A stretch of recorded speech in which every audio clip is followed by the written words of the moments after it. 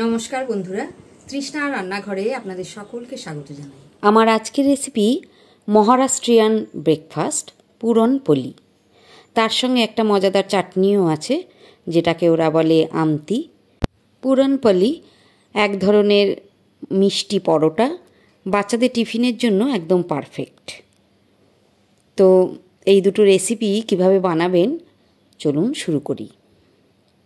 এখানে 200 গ্রাম মুগ ডাল ভালো করে 3-4 বার ধুয়ে শুকানোর জন্য আমি মেলে দিয়েছি।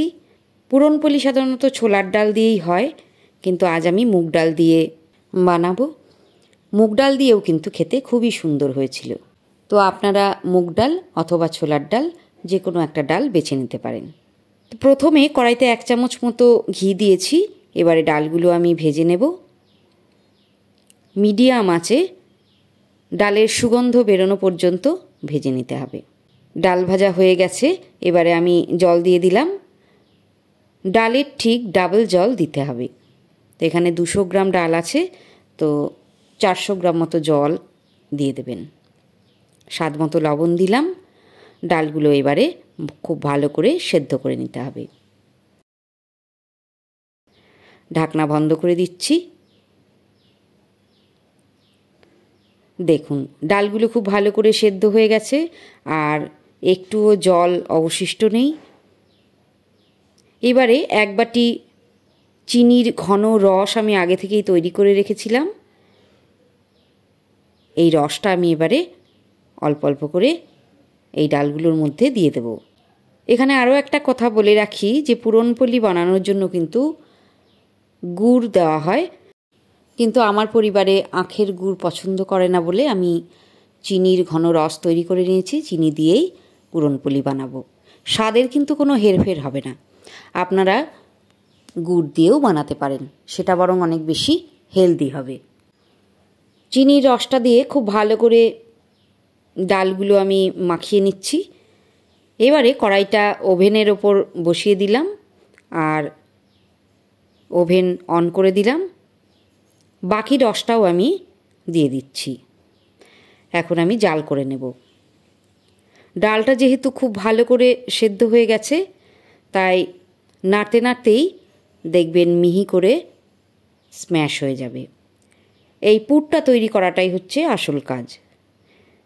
দেখুন, আমি অনবরত নাড়ছি আর ডালগুলো স্ম্যাশ হয়ে যাচ্ছে। যখন এই পর্যায়ে আসবে আর জলীয় ভাব একদম থাকবে না, সেই সময়ে একটা থালায় নামিয়ে নিয়ে ঠান্ডা করে নিতে হবে। একটা কথা আমি বলতে ভুলে গেছি, যে চিনির রসটা যখন আমি করেছিলাম তার মধ্যে সামান্য একটু জায়ফল গুঁড়ো আর ছোটো এলাচ গুঁড়ো আমি মিশিয়ে দিয়েছিলাম। এই দুটো ফ্লেভার পুরনপোলিতে খুবই ভালো লাগে, তো এই দুটো অবশ্যই দেওয়ার চেষ্টা করবেন। পুরটা এবার ঠান্ডা হোক। এবারে আমি আটাটা মেখে নেব। এখানে 1 কাপ গমের আটা নিয়েছি। এর মধ্যে মিশিয়ে দিলাম 1.25 কাপ ময়দা। সামান্য একটু লবণ দিলাম।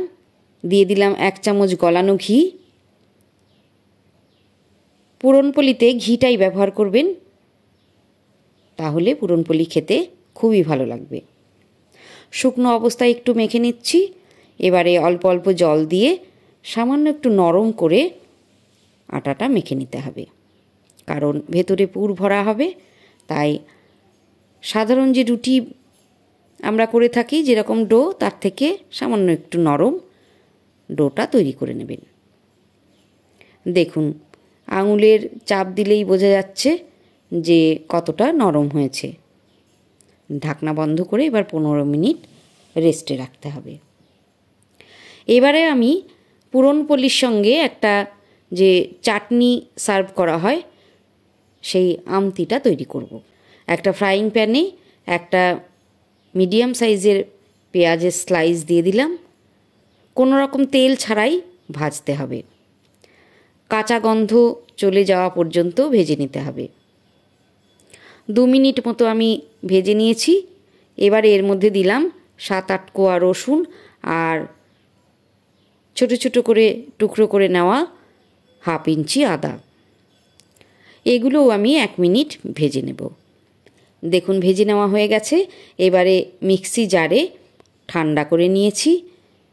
এর মধ্যে দিলাম ভেজে নেওয়া চিনেবাদাম হাফ কাপ। শুকনো নারকেলও এর মধ্যে দিতে পারেন, তাহলেও কিন্তু চাটনিটা খেতে খুব ভালো হয়। এবারে দিচ্ছি পরিমাণ মতো তেঁতুলের জল আর কিছু ধনেপাতা, দুটো কাঁচা পাকা লঙ্কা, স্বাদ মতো লবণ দিয়ে দিলাম। এখন মিক্সিতে সামান্য জল দিয়ে ব্লেন্ড করে নেব। চাটনিতে এবার ফোড়ন দেব। 1 চামচ তেল দিয়েছি, এর মধ্যে দিলাম কালো সর্ষে সামান্য পরিমাণে আর সামান্য গোটা জিরে।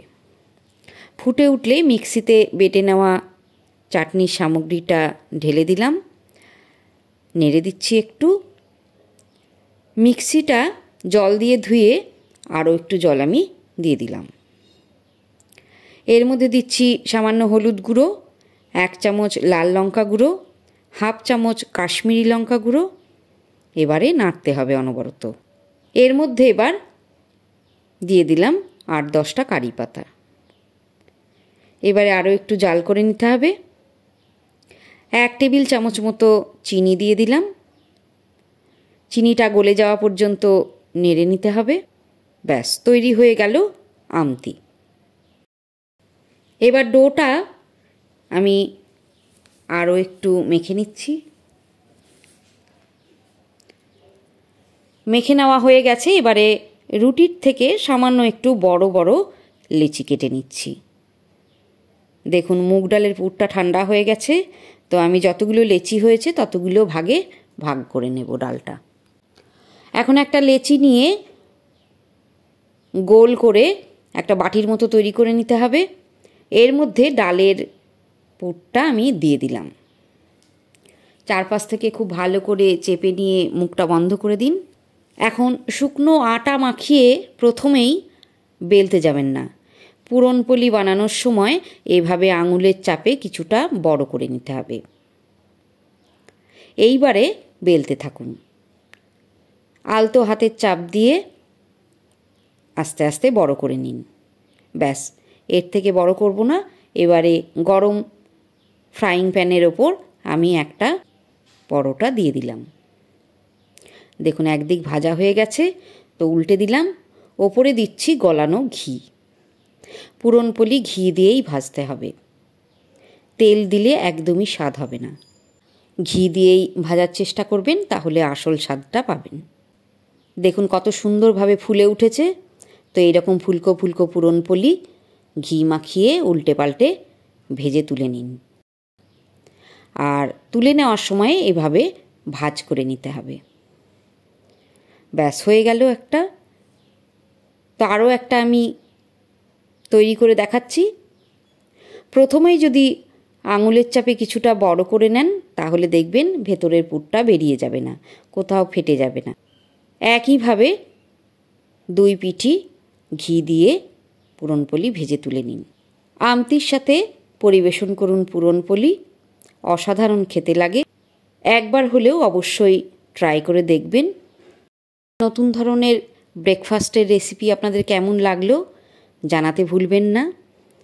এটা মহারাষ্ট্রের একটা ট্র্যাডিশনাল ফেমাস ব্রেকফাস্ট। তো অবশ্যই বন্ধুদের সাথে শেয়ারও করতে পারেন, যাতে তারাও এই রেসিপিটা শিখতে পারে। ইউটিউবে যদি দেখে থাকেন তাহলে প্লিজ সাবস্ক্রাইব করুন। আর ফেসবুক পেজে দেখলে আমার চ্যানেলটা ফলো করার অনুরোধ রইল। আমি আবারও আসবো এরকম ভালো ভালো রেসিপি নিয়ে। আজকের মতো এখানেই বিদায় জানাচ্ছি। ভালো থাকবেন, সুস্থ থাকবেন।